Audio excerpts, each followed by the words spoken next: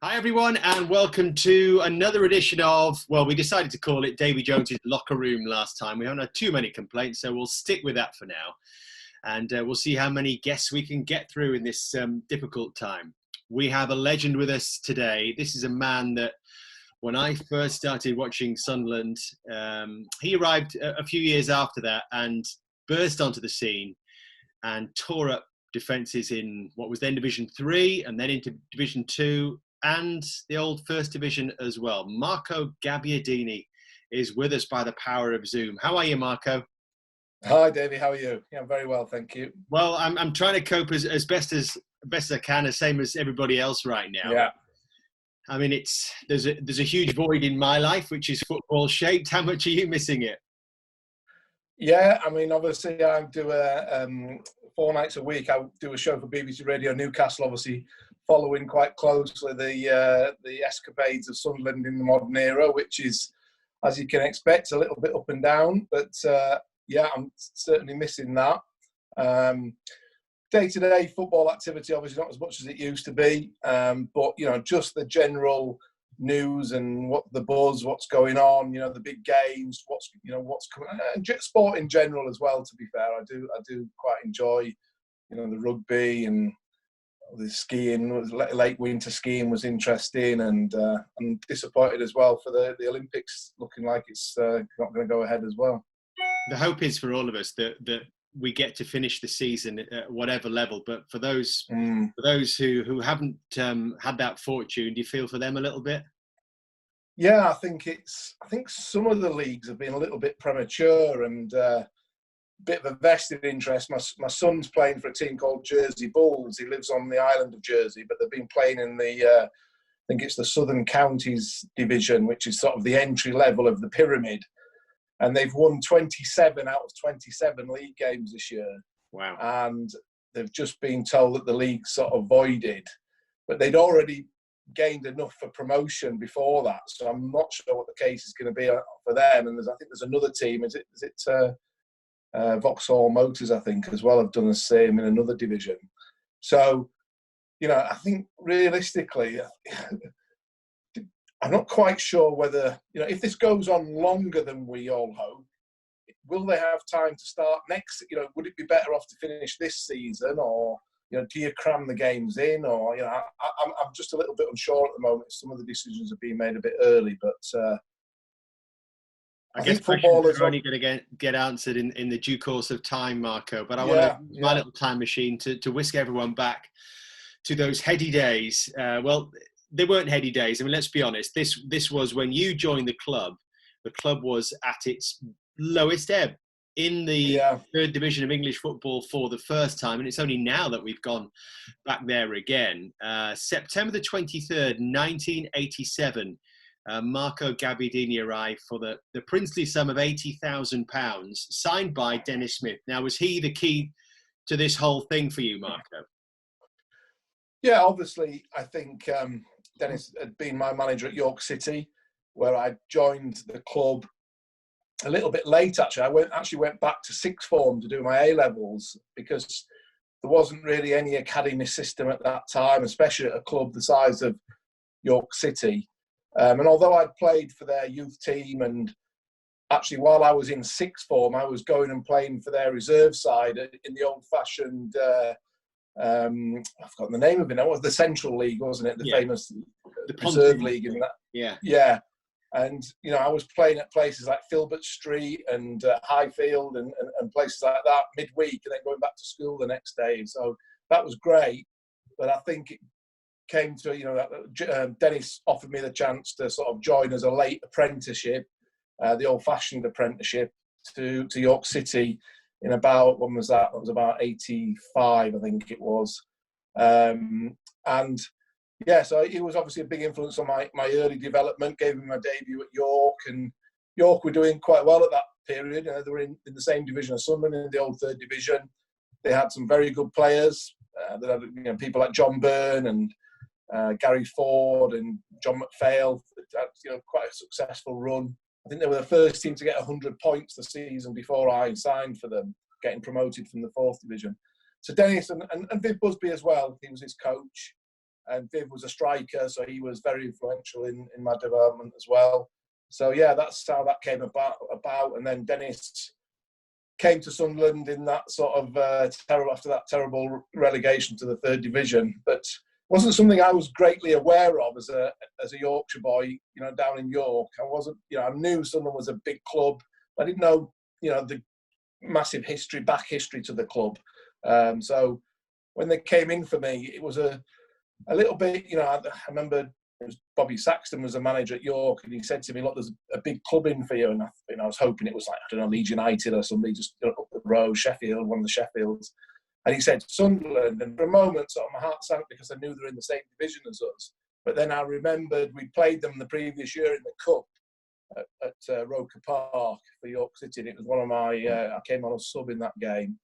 And I remember the atmosphere, even though it was a Cup, not the biggest crowd, but it was the Fulwell end and the Roker Roar and all that. So, yeah, it was an easy decision to make, especially to go and work with people you'd worked with before. Do you remember anything in terms of first impressions about the people that you went into that dressing room with? Because there were still some very experienced figures at that time. Yeah, I mean, I think for me, it was quite a good thing that I went in without any of the baggage that I think some of the players had there. There was a lot of very good young players, people like Gary Howers, Gordon Armstrong, Paul Atkinson, Paul Lemon. A lot of them were playing regularly in the first team at sort of 18, 19, 20. But there was also a lot of, there was a number of players there who were probably had come in under the McMenemy period, which obviously goes down as one of the worst in the history for the club. People like George Burley and Frank Gray and Eric Gates, and I think David Swindlehurst had just left before I come. There were names that you probably remember more than me, but I think it hadn't been a good place to be for a lot of those players. And we know what it's like with fans. Sometimes fans make an impression of a player, and then it's very difficult to change that around. So when I came in, I think there was a bit of baggage in the dressing room, but also there was, I think that's what Dennis was very good at, and Viv as well, is that they were a fresh face in the dressing room for the players, and they were very positive. Dennis was a very confident guy, almost arrogant, but in a good way. He really believed in himself and was trying to get that across to the rest of the squad. Tell us about Eric Gates then, because I remember the GForce and the way you sort of dovetail together, but I'm guessing very different personalities off the pitch, though. Yeah, Eric was, probably fits into that category that I was just talking about, where it hadn't actually gone that well for him. And when Eric came, look, as a kid, I can remember clearly one night in a caravan holiday with my mum and dad at Caton Bay, watching a black and white TV of I think it was one of the, maybe the UEFA Cup final with the Ipswich side, and Eric, involved in all that going on. And I can remember it, and thinking, well, he was a great player. Those memories of him and then all of a sudden, you're thrust to partner him in the team. But to be honest, we weren't actually put to, Keith Birchin played the first 2 games that I started for Sunderland. And it was only really because Keith got kicked in the face at Fulham in my second game, and he broke his jaw. And Eric came on as sub in that game. And I think we had a good 2-0 win. I scored in the first minute, the 90th minute, I think, that night. And then from then on, we kicked on. I think I scored 2-2-2 in the next, the 3 games. Then I think Eric got about the same as well. He got 3 or 4 goals as well in that period. And we were off and running. So it was, very interesting. We were very, as you said, different personalities, different ages. Eric he was about 31, 32, and I was 19. So obviously I was more friendly with, Gordon and Paul and people like that, Gary Howers, than I was with Eric and Frank and the older members of the team. But, on the pitch, on the training ground, we had, good respect for each other and enjoyed each other's sort of company and playing together. It certainly worked. You scored, I think I'm right in saying, 21 in that first season as Sunderland got promoted. But you talk about your sort of voyage of discovery around Sunderland. I remember going to a couple of games that season, particularly the day that Sunderland got promoted, which in my memory serves, Marco, was bank holiday. against Northampton, and I think there were 29,000 or so there at Roker Park, and this is the old third division. So those numbers would have been, they're big now, but that would have been extraordinary at that time. Yeah, sorry, I lost you a bit there, but I think you were talking about the crowd for the Northampton game. That's right, yeah. Yeah, it was. I mean, I think my first game, Chester at home, I think there was about 11,000 there, so it wasn't big crowds then. But obviously, as we got the momentum going through the season, the crowds built and built and built, and we were probably averaging sort of early 20s. But yeah, that final home game, 30-odd thousand, and obviously the away followings we were taking into places like that Port Vale game, the last game, and the crucial game, and then Rotherham, the last game. Reminiscent of what's going on at the moment with the fan base, you know, that they're still there no matter what happens, and you know, I think that period as well, the late 80s, we were going through the doldrums, or maybe coming out of the doldrums in football in a way, that we'd had Heysel and we'd had Hillsborough, and there was the Taylor Report, and after that 32,000 crowd, I think then the capacity was down to about 22,000, I think, you know, maybe a bit less when you left Roker Park. So it was you know, there was a lot of change going on in football around that time, and you know, I think, but people were starting, you know, obviously falling back in love in the city with the team after a couple of horrible years, and it was great to be a part of that, you know. So it's promotion your first season, then you scored another 18 goals the next season, and then 22 goals that got the team to sixth in the table and into the playoffs. How would you, I mean, I think of you as a striker, Marco, as this incredibly powerful, great big thighs, you know, a lot of right foot, a lot of outpacing defenders. How would you describe your own style and how that worked within that team that you played in, the style of that team at the time? Yeah, I mean, it was pace and power, and you know, I wasn't a particularly. I was 5'10.5" when I was playing at Sunderland. I've shrunk half an inch since then, to be fair, but I think that's losing all the cartilages in the knee. But yeah, 5'10.5". I think I weighed about 12.5 stones. So I was quite stocky for a you know, someone of that height, but you know, I had power and pace, and I think I was busy as well. I look back sometimes now, I'm fascinated. There's quite a lot on YouTube because I lost a lot of my films and tapes. An agent lost them for me, which was very kind of him. But you know, you look at quite a few people post stuff on the internet now, and look, sometimes I look back and I'd never used to let defenders have a moment on the ball, which is one of the things that, you know, I would try and create things from nothing in a way. You know, come from behind defenders and tackle them and take the ball away. And my idea was always that if you're in the final third, keep the ball in there and put pressure on. And then I was very direct as well. So one of the things I always say I speak to players, or you know, if I speak to footballers, or you know, anyone wants some tips. One of the things I see now that's going out of the game more and more is that people don't head for the sticks anymore. I used to say, you know, just head to the sticks and see what happens, because usually if they come in narrow, you go around the outside of them, or it creates space on the outside. Or if you've got people on the outside as options, they can't come narrow, and all of a sudden gaps open up for you. But too often now, I think players, their first thought is to pass it, whereas mine wasn't. Now, you do get called selfish and greedy every now and again, but I think if you're playing in that position, you have got to have it in your heart that you are going to score goals. And I think that's the way that I played. And sometimes it could be frustrating for my teammates, I know that. But I think on the whole, they were happy with the outcomes. And you had to be good at what you were doing, because if I hadn't scored the goals, yes, I probably wouldn't have played every week. But I used to enjoy just being like that. And but I also created a lot of goals for other people around me. I think, you know, one of the years I was at Sunderland, I got the highest assists in the North East, and that was a year when Gazza was playing for Newcastle as well, who was obviously an incredible player. And, you know, it's sort of one thing that I think, if you look back on my career, I always created chances for other players as well, just because I would do that. I would get myself in a position where, okay, it might lead me down a dead end, but it would have to take maybe two defenders out of the game, and the space would be there for another player. So I think that direct approach was what suited my game, and you know, I think I And then obviously, playing with someone like Eric was fantastic, because he used to have this. He used to say to me, he said, "Look," he said, "I don't mind if you've got your head down, because all I'm looking to do is to that split second where you lift your head and you play it to him and get it." But I mean, the goal in the playoff at Newcastle was the classic. You just described that goal right there. Yeah. And that's what he was so clever, because I'd be running and I'd have my head down, and then you just lift up for a split second, and he was there and all it took was a flick to him, and he flicked it back, and we, well, I scored another goal at St James's as well, which was identical as well, earlier on in that league season.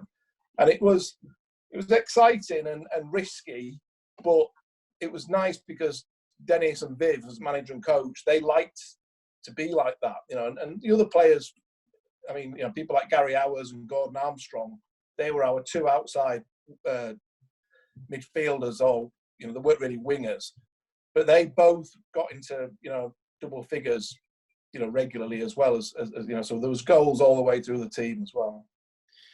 I have to talk about that night at Newcastle in a bit more detail, Marco. I mean, the goal was special, but it wasn't just that. It was going there probably feeling like maybe we'd let it slip in the first game, and then the odds were against us a little bit, and overturning the odds at St James's Park. I mean, how special was that? Yeah, it was a strange run up to that, and we haven't had a particularly great season. I think we were, mid-table in about this time of the year, middle of March, early March. We were mid-table, but we went on a great run, and actually, I think we won, 5 or 6 of our last 7 away games. So away from home, we were great, because we soaked it up a bit and broke with a bit of pace at the other end, and managed to win a lot of games away from home. So when we did draw that first game, which it wasn't, I don't know if you were there or saw it, but it wasn't a particularly great game. I think we had the better of it. Obviously got the penalty near the end, and the famous Paul Hardiman incident with the penalty. But I think afterwards there was a little bit of bad feeling in that we did the old lap of honour, but it wasn't really a lap. It was like a thank you to the crowd at the end. Well, did you think what was it like in the dressing room? And I wasn't there, and I can't remember if it was on TV or not, or we had it on the radio. But I mean, Paul Heidemann was so he was a dead cert, really, wasn't he, with that left foot penalty? He scored. Yeah, he was. Yeah, very, very plenty of them, and he had great technique. And I used to practice that technique all the time, actually, because it just worked, but not on that occasion. Was there any finger pointing in the dressing room afterwards? Was there a feeling that the chance had gone? No, I don't think you can be like that. I mean, we would dig each other out if you thought someone was having a bad game, but I think in an occasion like that, you obviously know you've got another bite of the cherry. So I think our feeling was exactly that. We've been playing really well away from home, so this is another, away game that we can go and do well in. And 0-0, I think at 0-0 in any, if you go to any stadium, one of my most infuriating things of working with people like the guys I work with at BBC, commentators and statisticians and people like that, I hate it when they come up with these stuff. Oh, Sunderland are at Stoke this week and they've never won there for 45 years and all this. And say, what difference does that make? It doesn't make any difference to any given day in a game of football, in my opinion, because it's a totally different set of people. They don't. When we used to go to a game, we never used to look back and say, "Oh, Sunderland haven't won an away game at Newcastle for 10 years." It didn't enter our head. We just went there knowing that it's 0-0, and that we had as good a chance as any other team to go there and get a result. And that's the way you have to be as a sportsman, because especially in football, because the games come. That I think it was probably Tuesday night game, was it? And then we were there on the. Actually, no, was it a Sunday, and then we were there on Wednesday night. And it was a Sunday night game midweek. Yeah, and then looked like we're on our way to Wembley, and then suddenly the crowd come on the pitch. Do you remember what you were feeling at that point? Yeah, it's funny actually, because we'd scored and we were a little bit back to the wall. Newcastle were definitely in that game at 1-0, and to get the second was a big relief, and we were tired. And I remember going back to the halfway line and. In that era is when the fences had started to come down from, obviously before that, I think there'd been fences around most pitches, in that era. And it's funny, I'm looking at a photograph on top here from that night, and the paddocks, the old paddocks. I mean, all you had to do was step up and you're on the pitch. You know, it was so easy to get on the pitch from those positions. And so quite regularly, teams, you know, if something happened, supporters would maybe spill onto the pitch, whether they were celebrating or they weren't happy about something. And usually they went straight back into the terracing. But what was different on this occasion was, so you saw them come over onto the pitch, but then, you know, you're expecting that they would go back, but they didn't. And then they were followed by, you know, numbers, and it started getting a little bit sort of, oh.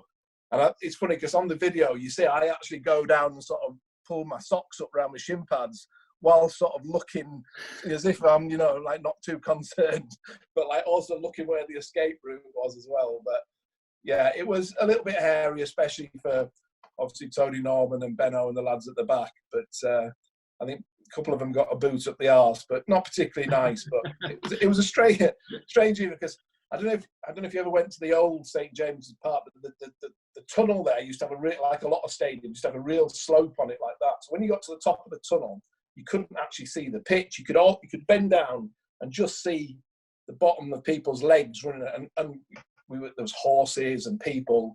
So we're at the top of the tunnel thinking, what the heck's going to go on here? But referee that night was a local ref, wasn't it, George? I think it was George Tyson, was it? And he sort of said, we'll get you back out there. So he was good to his word. Well, it was a brilliant night. Of course, what followed was very strange with the really strange, final defeat, and then winning promotion in the days and weeks that followed. How would you sort of sum up the season in the First Division, which was actually your only season in the First Division with Sunderland? Yeah, probably with a little bit of regret, really. It was, you know, difficult time for the club. Obviously, Bob Murray, who's a very good friend of mine now, and he was, you know, quite a young chairman, and I think he was a very sort of prudent guy, and he achieved a hell of a lot at Sunderland in the years after that. But I think at that time he was fairly sensible, and I don't think he wanted to sort of throw the kitchen sink at it and you know, spend too much money, which we were starting to get into the era of, you know, clubs overspending and things like that. And so we didn't have a great spend. Just trying to remember who came in. It was probably Peter Davenport and did Ball come in. Peter Davenport was the big one, I suppose, to play up front with you instead of Eric Gates. Yeah, and I think Kevin Ball. Did Kevin Ball come in that year or the year before? I can't remember. I think Kevin Ball maybe came in that year. So there weren't too many signings, and I think what happened was we had some, and obviously not just me. There were other players progressing as well. You know, I mentioned earlier on Gordon and Gary Howard, people like that. Colin Pascoe had come into the club, and we had some good young players. And I think the trouble was that if we were all playing, we struggled. The lads who were coming through, you know, I can remember the game at Man United. We played a young left back, or right back, Paul Williams, and we got murdered 4-0. And Sharp was on fire, and you know, I think I touched it twice in the first half. And I remember thinking, you know, this was the problem. If we had our best team out, we did okay. But if we didn't have our best team out, the reserves and the lads, the backup wasn't particularly great. There wasn't a lot of strength in depth in the squad. And I think that was what, you know, I don't think we were in the bottom, the relegation spots hardly at all that season, were we? Right, it was only the last few weeks, right, I think. Yeah. And, you know, I got injured in a game at Liverpool, did a really strange injury to my sort of groin area. It was like I've never heard it. It's called the symphysis. It's like the front of your pelvic bone, sort of an injury there. And it took ages to diagnose. I think I missed about 11 games, which was the longest I've been out, which was really frustrating because I think I'd started quite well and goal scoring, etc. And when I came back, I don't think I was particularly 100%. And you look back and you think, we weren't far off, really. I think we drew too many games, I think, and didn't quite, you know, do well enough at home. So it was a bit sad, really, because, you know, we were a poor side. We were definitely better than a lot of teams in the division. But if you don't put it together and you know, navigate it well enough, you end up relegated. And it was a bit sad, really. But yeah, and that was the beginning of the end, I suppose, for your Sunderland story. I can't help but noticing the caps over your shoulder. You've angled it perfectly. The camera. Yeah, how did that happen, David? We can see those. Pride of place, Marco. Tell us about them. I think the family are up there as well. They were good times as well. You know, I mean, I was very lucky. I played, you know, a lot of football as a young man as well. I probably played 300 games before I was sort of 23, 24. A lot of games, and you know, luckily got a couple of bit of recognition with the England under 21s and England B, but you know, only a couple of games, but still, for me, you know, you're doing well if you're getting picked for England. There's only sort of half a dozen players who are ahead of you if you're getting into those squads and things. So it was good times, and I enjoyed my time at Sunderland. Well, I have to say, Marco, I absolutely loved watching you play for Sunderland, and for me, you really did sort of carry the team at that time, and you were so exciting. And I think I felt as a fan going to games that when you were playing, we had a chance because you were so explosive and because you had that pace to get beyond and trouble any defences, really. What would you say is then, to sum up, so special about Sunderland as a football club? And when we started this by saying you didn't really know too much about it when you joined the club. Yeah, and that is true. You know, it wasn't an era of any younger people watching this. You couldn't just pick up an iPad and delve into Wikipedia and find out the history of a club. I learned about the club from people like George Forster at the Supporters Association, and the girls used to, the Supporters Club shop was on Roker Avenue, wasn't it? And we used to go in there before we went in the pie shop next door to get on the bus, you know. So you used to meet these people and learn about the history of the club that way. And you know, so it was, for me, you know, and I lived in the area as well, obviously. I met Debbie, my wife, from York the years after I signed for Sunderland. So I did a little bit of commuting, but I had a house in the northeast. So luckily enough, I lived in a small village, Seaton Village, just above Seaham there. And it was a really nice village, but not many of the people were big football fans in the village, which was great because it kept my feet on the ground and helped, you know, made me real. You know, I wasn't, you know, all that really, but you know, it was nice to have people like that round you. But obviously, the local pub, when people used to come in, learn about this, you know, people travelling, how it was, you know, the passage of rights of being chucked in the fountain at Trafalgar Square whenever you went down to London and all that kind of stuff. So, yeah, for me, it was fantastic. And I think probably the biggest testament to that is that my son and my nephew and my son-in-law are all now massive Sunderland fans. You know, they've sort of carried, they sort of love being involved with that red and white army wherever it goes, really. And I think, you know, I go quite often to games away and do it, you know, as Stuart Donald tries to do, go in the crowd and enjoy it that way, because it's a different experience, isn't it, than going in the directors' boxes or the paid seats. So,